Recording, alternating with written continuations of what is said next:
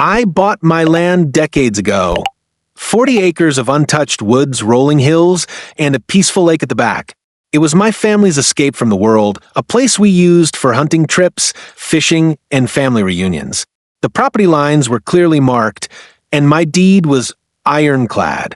I never imagined anyone would be bold or stupid enough to try and claim a piece of it. Then came the HOA.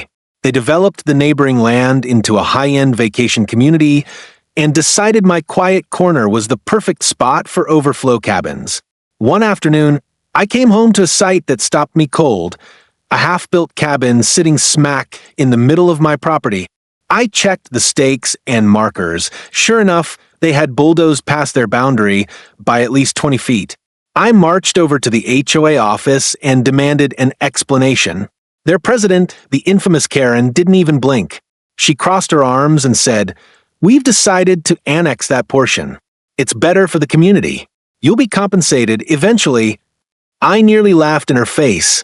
My land wasn't up for negotiation, and she knew it. I sent her a certified letter demanding they remove the structure within 7 days. Her response? A $15,000 fine for interfering with HOA business and a nasty note saying they'd handle it legally. So, I handled it my way. The next weekend, I rented a bulldozer and a couple of industrial chainsaws. My brothers, cousins, and I, many of whom happened to work for federal agencies, rolled onto my land at dawn. We didn't just knock down the cabin, we flattened it to the foundation, hauling away every last piece of wood. Halfway through, HOA, Karen herself stormed up in her SUV, screeching like a banshee. She whipped out her phone and dialed 911, screaming that I was destroying HOA property.